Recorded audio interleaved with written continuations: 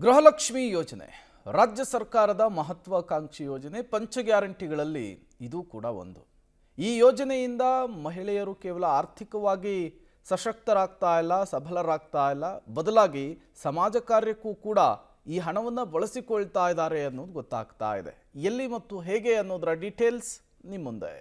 ಪಾಳು ಬಿದ್ದ ಶಾಲೆಗೆ ಹೆಗಲಾದ ಗೃಹಲಕ್ಷ್ಮಿಯರು, ಶಾಲೆಗೊಂದು ಅಡುಗೆ ಕೋಣೆ ಕಟ್ಟಿಸಿದ ಮಹಿಳೆಯರು, ಉಳಿದ ಹಣವೆಲ್ಲ ಶಾಲೆಗಾಗಿ ದಾನ ಮಾಡಿದ ನಾರಿಯರು. ಹೌದು, ಕುಮಟಾ ತಾಲೂಕಿನ ಅಂಬುಕೋಣೆ ಎಂಬ ಗ್ರಾಮದಲ್ಲಿ ಅಪರೂಪದ ಘಟನೆಯೊಂದು ನಡೆದಿದೆ. ಕುಗ್ರಾಮದ ಸರ್ಕಾರಿ ಕಿರಿಯ ಪ್ರಾಥಮಿಕ ಶಾಲೆಯ ಅಡುಗೆ ಕೋಣೆ ಮುರಿದ ಮಂಟಪದಂತಾಗಿತ್ತು. ಅಡುಗೆ ಕೋಣೆಯನ್ನ ಸರಿ ಮಾಡುವಂತೆ ಮೇಲಾಧಿಕಾರಿಗೆ ಎಷ್ಟೇ ಮನವಿ ಮಾಡಿದ್ರೂ ಕೂಡ ಸೂಕ್ತ ಅನುದಾನ ಮಂಜೂರಾಗಿರಲಿಲ್ಲ. ಕೊನೆಗೆ ಮುರಿದ ಅಡುಗೆ ಕೋಣೆಯನ್ನ ಕಟ್ಟೋದಕ್ಕೆ ಕಂಕಣ ಕಟ್ಟಿದ್ದು ಗ್ರಾಮದ ಮಹಿಳೆಯರು.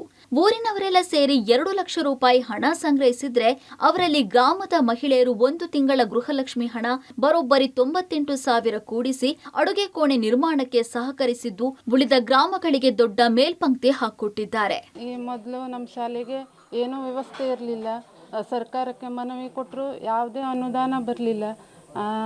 ಕಡೆಗೆ ನಾವು ನಮ್ಮ SDMC ಅಧ್ಯಕ್ಷರು ಹಾಗೂ ಊರ ನಾಗರಿಕರೆಲ್ಲ ಸೇರಿ ಅಕ್ಷರ ದಾಸೋಹ ಕೊಠಡಿಯನ್ನು 2 ಲಕ್ಷ ರೂಪಾಯಿ ವೆಚ್ಚದಲ್ಲಿ ಕಟ್ಟಿಕೊಟ್ಟಿದ್ದೀವಿ. ಆಮೇಲೆ ಗೃಹಲಕ್ಷ್ಮಿ ಹಣ ಎಲ್ಲ ಸೇರಿಸಿ ಮಹಿಳೆಯರೆಲ್ಲ ಸೇರಿಸಿ ಕಟ್ಟಿಕೊಟ್ಟಿದ್ದೀವಿ.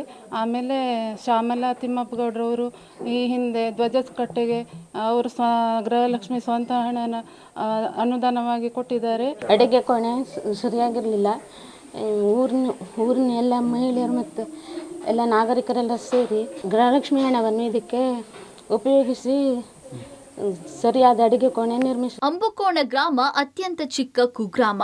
ಇಲ್ಲಿ ಇರೋದು ಕೇವಲ 49 ಮನೆಗಳು. ಕಾಡಿನೊಂದಿಗೆ ಇಲ್ಲಿನ ಜನರ ಬದುಕು ಸಾಗುತ್ತೆ. ಇಲ್ಲಿರುವವರು ಯಾರೂ ಕೂಡ ಆರ್ಥಿಕ ಸ್ಥಿತಿವಂತರಲ್ಲ. ಶಾಲೆಯಲ್ಲೂ ಕೂಡ 16 ಮಕ್ಕಳು ಓದ್ತಿದ್ದಾರೆ. ಸರ್ಕಾರದಿಂದ ಹೆಚ್ಚಿನ ಅನುದಾನವೂ ಬರ್ತಿಲ್ಲ. ಇನ್ನೇನು ಕೆಲವೇ ವರ್ಷಗಳಲ್ಲಿ ಶಾಲೆಯನ್ನ ಮುಚ್ಚುವ ಆತಂಕವೂ ಇದೆ. ಆದರೆ ಗ್ರಾಮಸ್ಥರ ಸಂಕಲ್ಪ ಶಕ್ತಿ ಈ ಎಲ್ಲಾ ಸವಾಲುಗಳನ್ನ ಮೆಟ್ಟಿ ನಿಂತಿದೆ. ಅದರಲ್ಲೂ ಗ್ರಾಮದ ಮಹಿಳೆಯರ ಉದಾರತೆ ಮೂಲೆ ಗುಂಪಾಗಿದ್ದ ಶಾಲೆಯನ್ನ ಮತ್ತೆ ಎತ್ತಿ ಕಟ್ಟುವಲ್ಲಿ ಯಶಸ್ವಿಯಾಗಿದ್ದಾರೆ. ಅಡುಗೆ ಕೋಣೆ, ಧ್ವಜಸ್ತಂಭ, ಆಟದ ಮೈದಾನ ಎಲ್ಲವನ್ನ ಅಭಿವೃದ್ಧಿಪಡಿಸಲಾಗಿದೆ.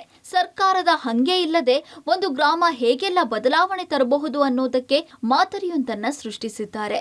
ಮೊದಲನೇದಾಗಿ ನಾವು ಊರ ನಾಗರಿಕರ ಸಹಕಾರದಿಂದ ಶಾಲಾ ಮುಂದಿನ ಆವರಣ ಗೋಡೆ, ಸ್ವಾಗತ ಕಮಾನು, ಆಮೇಲೆ ಆಟದ ಮೈದಾನ ಇವೆಲ್ಲ ನಿರ್ಮಾಣ ಮಾಡಿಕೊಂಡ್ವಿ. ಹಾಗೆ ನಮ್ಮ ಊರಿನ ಎಲ್ಲ ಮಹಿಳೆಯರು ಗೃಹಲಕ್ಷ್ಮಿ ಹಣವನ್ನು ಒಟ್ಟಾಗಿಸಿಕೊಂಡು ಈ ಒಂದು ಅಡುಗೆ ಕೋಣೆಯನ್ನು ಪುರುಷರ ಜೊತೆಗೂ ಸೇರಿಕೊಂಡು ಅದನ್ನು ನಿರ್ಮಾಣ ಮಾಡಿದ್ದಾರೆ.